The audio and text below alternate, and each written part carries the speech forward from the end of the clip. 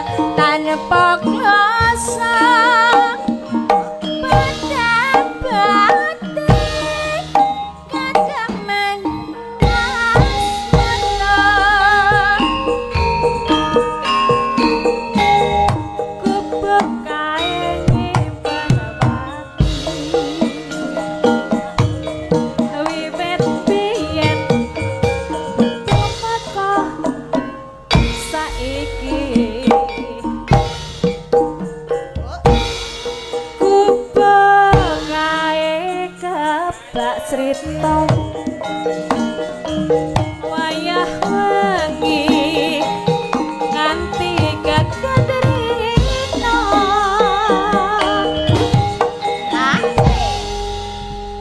catatan sakjroning ati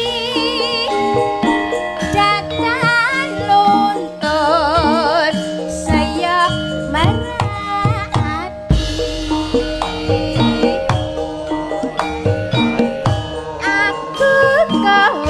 dadi garwa mereka lengku asmara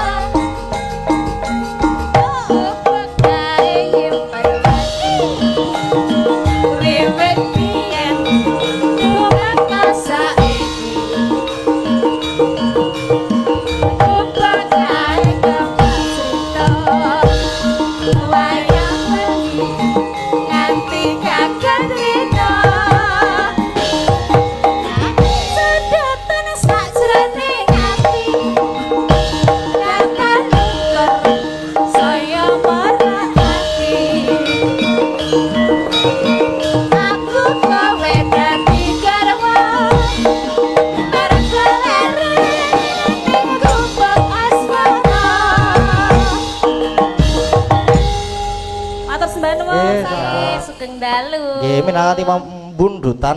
Nggih. Apa jenenge mau? Minangkani pamundutan nggih Saking? menika pepiling saking pundi nggih? Saking Pak Sudarman nggih. Sudarman. Nggih, saking kembaran RT 07 Kasihan Bantul lho. Oh nggih, kok tebih-tebih Wah, nggih. tebih. Niki sik WA enten sik saking Kanada nggih. Oh, enten. saking Kanada. Nggih mengke kula bacawe Nggih. kapak. Mas, Nggih. menika wonten Enten anu, melih. titipan nggih. Titipan nggih. Diwacake to iki? Oh, nggih nu nggih. diwacake sekalian. Macane muni piye macane? Nek Oh nggih. heeh. Sawer 1 juta kagem sinden warga laras. Oh, nggih. Dari Bapak Arianto. Nggih, matur Bapak sembah Arianto, nuwun. lenggah? Oh nggih. Ah, nggih. Mugi-mugi berkah. Paguyupan perantau DK13. Nggih. Mulangon nggih Pak? Mau Malangan. Malangan, Lah no. iku ya nyonya padha karo kowe nggih. Heeh. Malangan nggih, nyuwun tembang pepeling kagem Pak Dukuh lan sedaya warga Malangan. Lah nek iki berkah sehat selalu amin nggih Pak Arianto. Mugi-mugi berkah nggih Pak. Amin. Niki nggih pepeling Mas, sami. Pepeling sami. nggih. Oh, nggih sekalian mawon. Sekalian Ngaten. nggih. Nggih. Dibawani nggih, Mbak? Nggih. Nggih, monggo. Rukun Islam kang lima puniki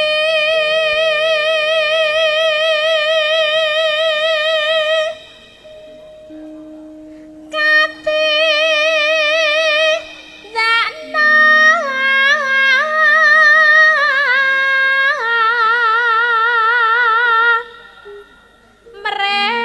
mereng para sesama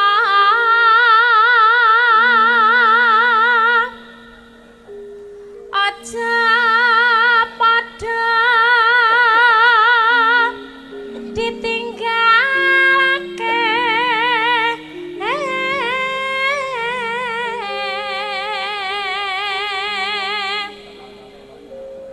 penontonnya kathah lho Mas. Kathah nggih, Menika kathah. nggih ten ngajeng wonten ingkang lenggah kursi Bapak Oh, Ibu nggih. nggih. Ten wingking menika sami jumeneng Wah, nggih. Kathah lho Mas Wah, menika jan lho. bludak. Nggih. Bludak nggih. Mriki nggih wonten. Nggih, kula nika. Nika, Napa? wah guwek nek kae. Terus, Mbak. Nggih menika ten wingking kathah Mas mbok ken majeng nggih. Wah, nggih ngaten nika nggih. Engkan wong ten wingking anu Pak, majeng mawon. Nggih. Ajenge ketinggal lho. Nggih, mengke nek ndak ora ketok bagusku nek. Alah. Alah. Ayo gleleng sithik ora masalah kok. Bagus toh? Ora. Bagus dari Ibu.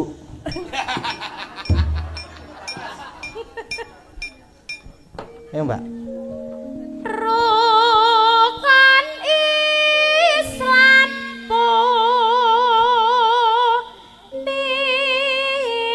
puniku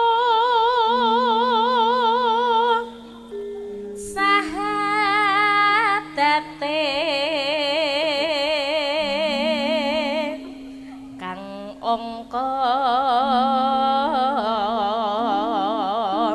siji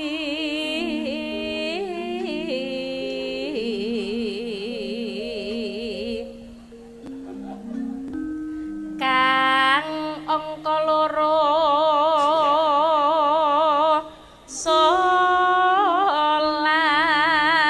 salat dene kang telu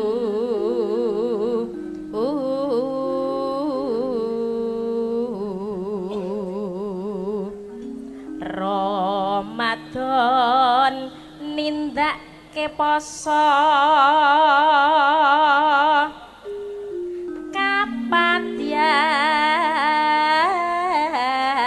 kapatyakat ping 5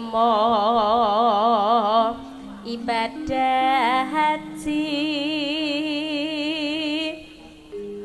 rukun Islam sampun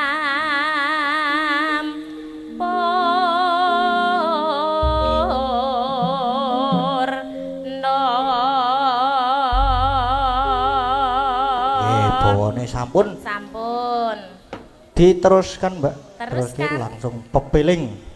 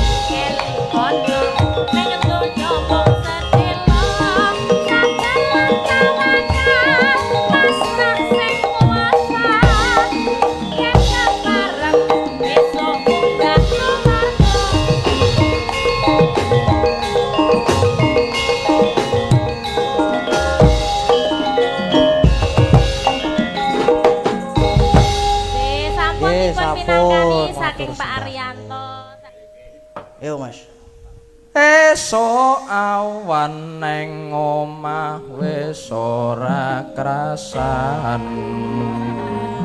kaluyuran nang goleki sing tak sayang mubeng-mubeng angin terenggonku goleki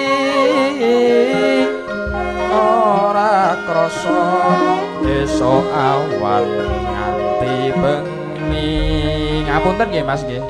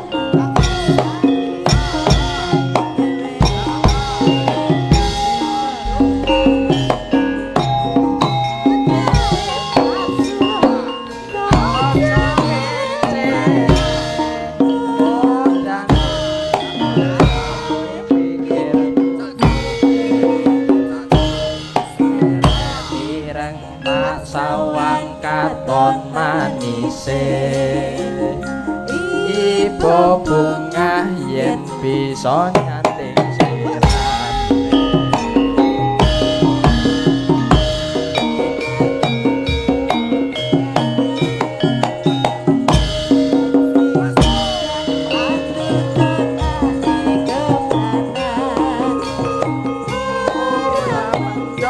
atiku sansaya natra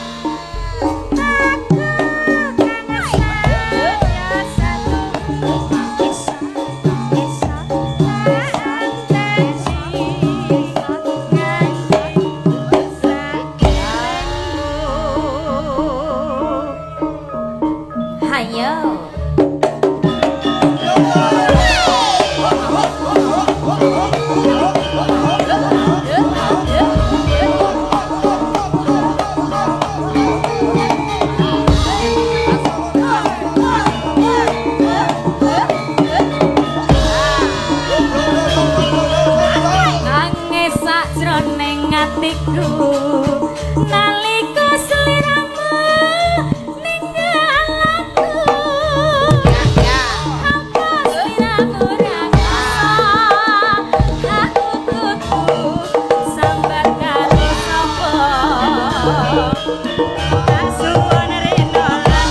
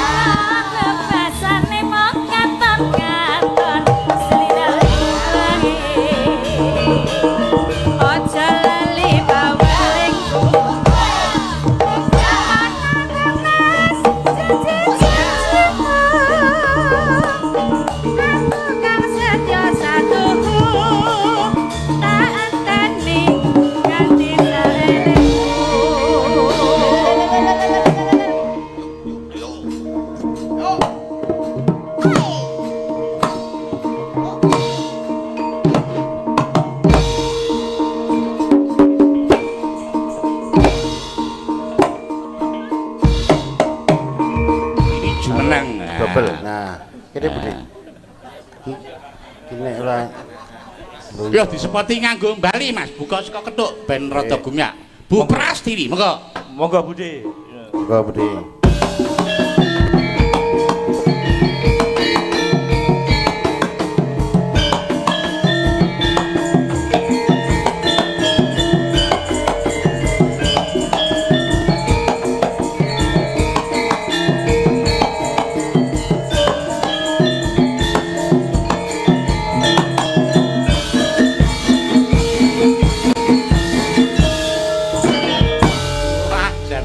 Bareng Bu Prastiwi dikangeni karo Pak Eko terus len joget kemayu. Iya. Ning mbok yo nyun sewu Pras. Panjenengan iki mbok yo berdiri jumeneng. Wis ngadeg ya wis pol. Wis ngadeg lho iki. Oh, semono wis ngadeg kok yo. Ngaturke pambagyo. Sehat selalu Bu. Kalih Pak Eko, kalih Pak Yudi. Nggih, monggo pun bawani rumiyin mengke kula sak sederek nderekne. Nggih, kok kedah kula to Pak ingkang sampun. Nah iya. Nah, Ya ming cocok Favorit menika. Oh, Favorit. ngaten. Proposal iki, genah proposal iki. Ya kok menawa. Wis aja semelang to yu. Ya yu dibawani yu.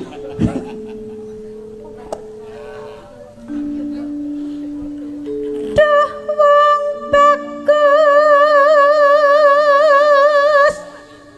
Duh wong bagus. Sing pundi Panjenengan niki? Sing kekalih. pundi? Nggih. nggih. Berdua. Nggih, niki wiyagane nggih bagus-bagus kan. Mboten nek sing niki, Pak.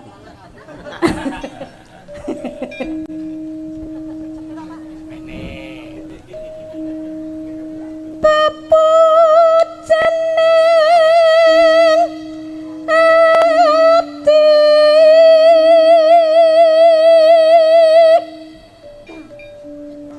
kaya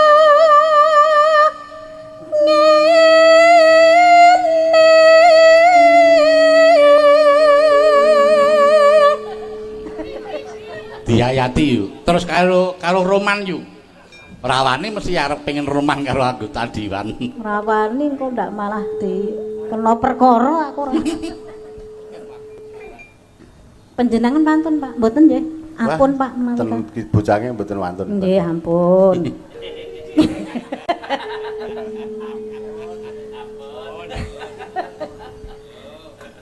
Nek wis ngono ki aku yo elek ya. Apa ya? Kang nandang khas mara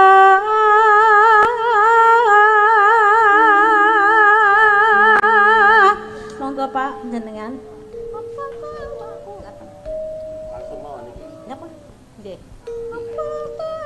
Mangke Pak Eko nggen bagian tembange yu. Panjenengan sing kula khusus ngen bawa. tembang mawon. Oh nggih. Iki Pak Bowo mboten melu.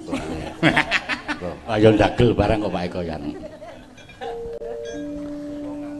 Apa tawaku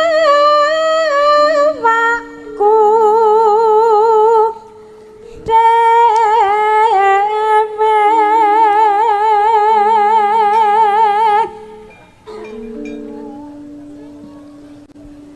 dah tewa jawa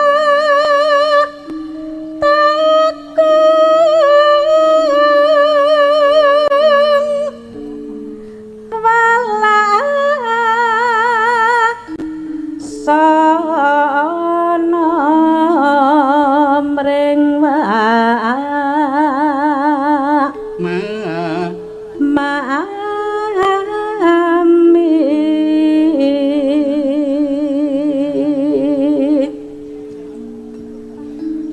besok kapan ketekan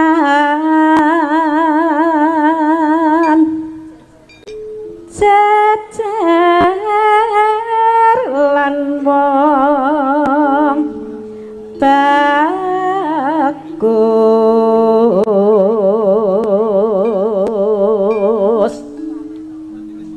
upama kuda Kemayune dikenes-keneske. lho Ya mbok menawa terus Pak Eko iki dalam batin wah kok bubrak kok suarane apik banget. Sesuk tak jake kondur, tak kone isak-isak. Ya ora kok ya. purun kok kenasan tanpa perahu sasat darat sun papatri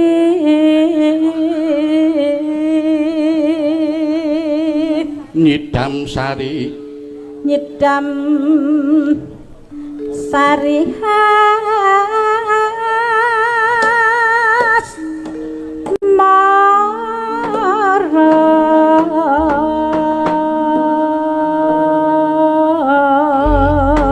ya matur nuwun Bras monggo Pak Eko dipun srirani piyambak tembangipun mangki wirama rangkep langsung Mas diuyak wirama rangkep terusan Iki rada angel iki. lah pripun Pak Tapi biasane tembang sik apa oh intro suling ten Pak monggo tak caosi intro ngangge suling nggih Pak nggih rugi leh nggawa suling yuk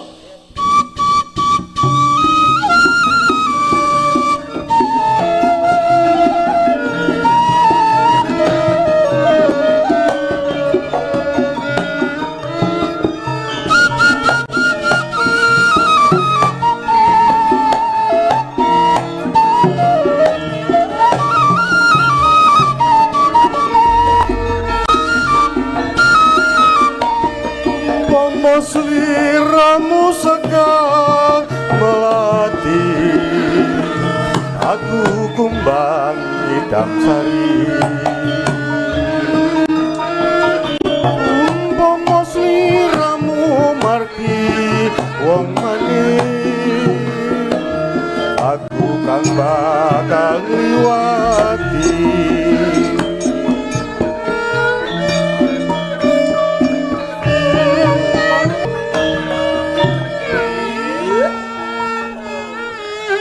wah luar nalikane roe telu atiku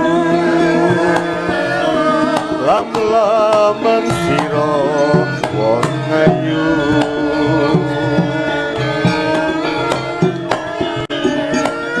dangdutnya alon reng Mas ora bakal lali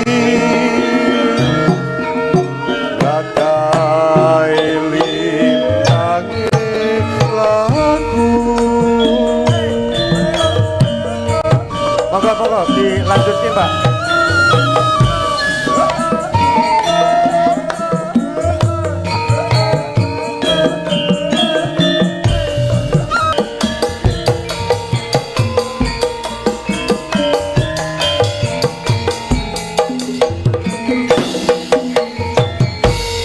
Matur nuwun. Mantap. Untuk tresno kagem warga Jogja. biasa Bucange Sampun. Kula tak Pak pamit. Dadang. Nah, lho ngroko sak tenan to Pras kae. Pun niki nggih nglengkapi sego kotak.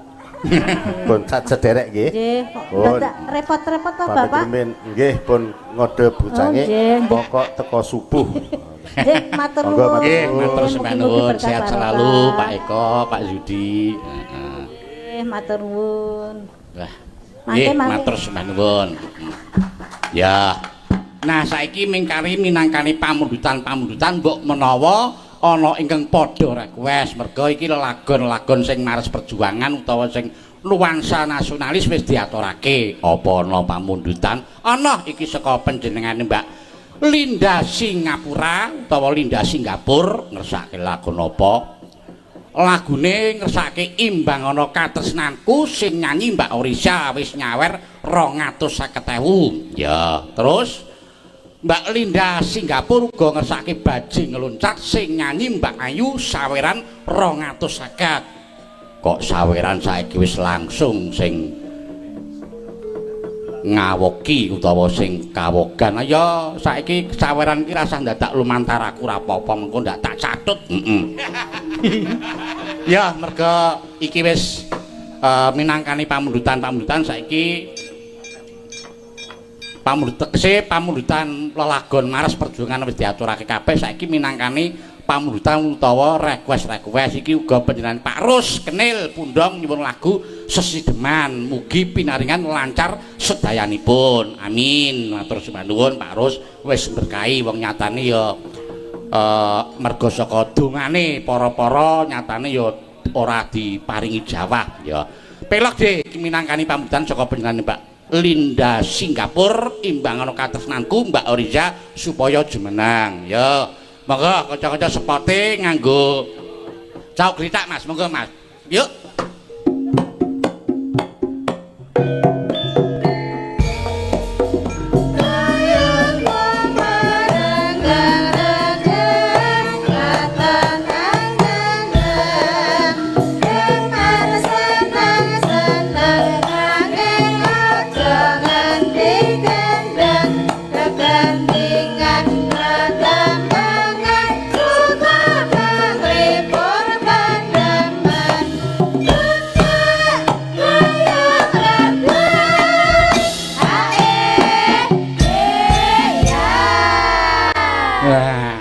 Sugeng dalu Mbak Riza. Nggih, sugeng dalu Pak Cangik, Mbak Ibu, Pak Dalang. Pinanggih malih sowan malih wonten ing kantor DPRD DIY. Wis wala-wali ya, Nok. Nalika semana nderekke almarhum Kisena terus dibajutke ngaku ya. Pun mboten saged ketung saking kereping. Nggih, mula ya matur nuwun awit kawigatosipun. Uga aku ya nderek bela sungkawa ya, Nok ya, jare wingi bar kecalan. Ibu napa Ibu Mara Sepuh? Ibu Mara Sepuh. Nggih, mugi almarhumah seda husnul khotimah. Amin ya rabbal Iki uga kanca warga laras ya bar kelangan salah satu anggota warga laras sing biasane ngasta rebab ya kuwi panjenengane Mas Santoso durung suwe wingi ya kapundhut. Mas Santoso sing biasane sok ngasta rebab. Muga-muga panjenengane ya husnul khotimah. Mas Santoso ki bapakne sing ngasta dram kae. Mas Bimon. Wis kelangan siji. Yo minangkani pamundutan ya Nak ya. Saking sinten menika? Saking panjenengane Mbak Linda Singapura. Mbak Linda. Ning rahnen bengi iki pancen ya ngersake lakon sing wigati, dasare lekase mruput, sesuk bubare ya rada kasih ora usah nganggo bawa ya Nak ya. Langsung mawon Nak ya diaturke Mbak Linda Singapura.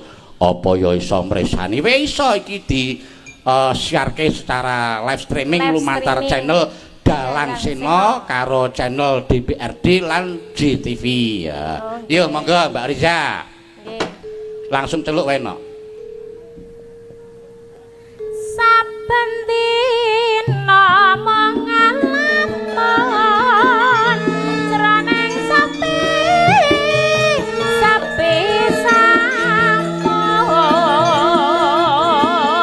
amongan lan sagadulu wayanganmu doh Kang Mas wong bagus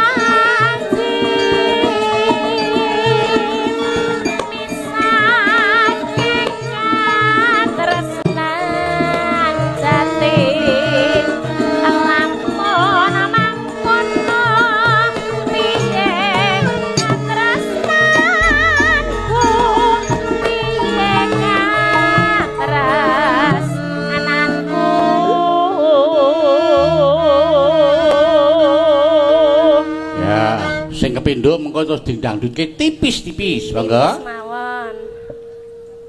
Mangka kang Mas katresnanku babasane tan bisa tinuku sundak lan katresnanku tak korbanake jiwa lan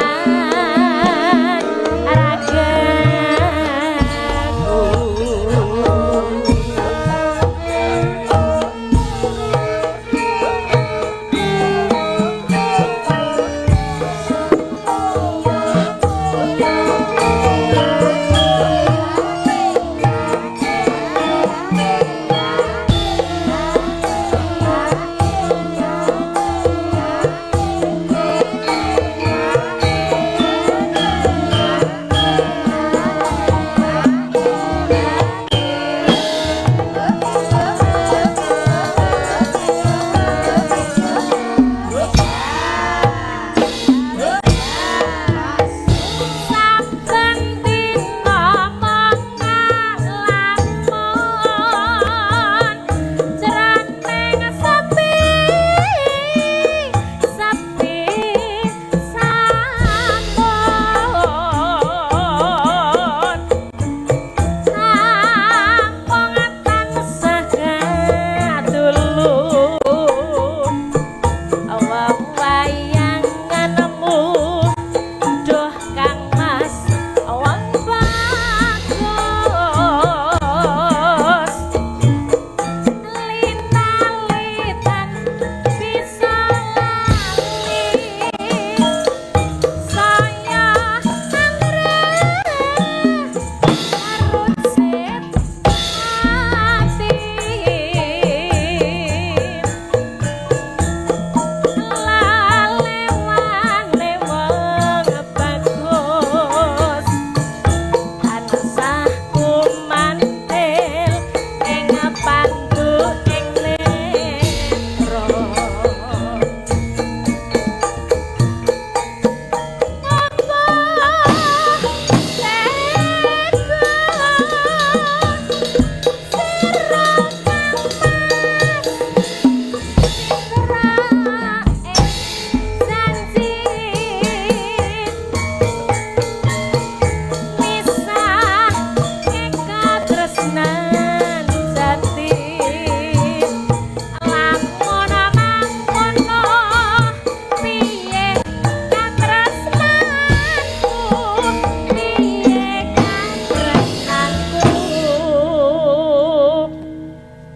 mangka kang Mas prasayanku babasane tan bisa tinuku sundak lan prasetyanku korbanake jiwa lan ragaku. Ya sampun dipun pinangkani pangulutan saking Mbak Linda Singapura. Wis ditransfer lumantar Mas Agus, mengko Mas Agus mau ya takon karo aku, Mas Agus sapa? Mas Agus sing pinangka dadi operator live streaming takon karo aku terus iki ditransfer pun langsung ditransfer teng nggone Mbak Oriza karo Mbak Ayu mawon. Oh mboten wonten lantaran ngoten. Mboten sah aku ki wong sing dipundhuti panjenengan ya sing direquest sing nampa hak utawa kewajibane ya. Bu Linda Singapura niku penggemar anu sejati. Penggemar berat warga laras ya. Setiap malam mesti wonten pamundhutan. Mbuh sing mayang aku, mbuh sing mayang anakku gading ya. Nggih, matur nuwun Bu Linda. Terus ora lungguh-lungguh. Aku ki semelang nek kowe ngadeg terus ngono. Iya, heeh. Ya, uga awak dhewe sak kanca uga nderek prihatin ya nok ya. Anane sedulur-dulur sing lenggah ana ing Sumatera kono utawa daerah Aceh kono nggone nandhang kebanjiran utawa longsor ki muga-muga enggal diparingi pepadhang kula sesuk malam Jumat tanggal 18 kuwi awak dhewe ya didhawuhi supaya mayang ana ing kantor dinas tenaga kerja dan transmigrasi. Mongko lakone sesuk dipundhuti Wahyu Katentreman ning ngersake lakon sing ana gandeng cenenge karo bencana alam. Terus kepiye piye carane sesuk nyanggit lakon wis tos. Alon-alon rak ya iso sesuk piye carane supaya lakone ya iso mulih. Ya. Kantore ngendi nek ora kleru sesuk neng Meguwa, kantor dinas tenaga kerja dan transmigrasi. Ya, mingkari siji mengko ndakne duwe utang karo Mbak Linda Singapura mengko terus mbajutke lakon. Dadine ya hiburane kecekel, tontonane ya kecekel, lakone ya iso kecekel. Pelok Dik, ya Mbak Ayu sing dikersake disepoti nganggo bal-balan monggo Mas. Yuk.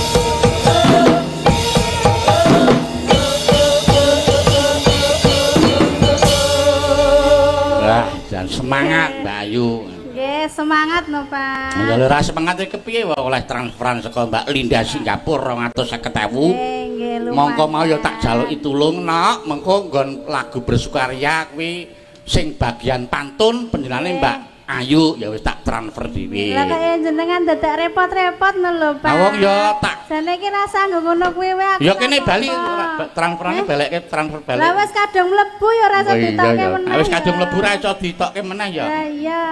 Iya, minangkani pamundhutan lagu terakhir mergo iki panjenengane Pak Ruskenil Pundong ya nyuwun lagu Sesideman ning mengko diaturake ning gara-gara mergo iki pancen ya kewengku wektu tenan mengko ndakne lakone ora kecekel. Menika mangke bubare gasik ngoten. Bubare gasik wong lekase ya gasik dadi bubare ya gasik. Heeh.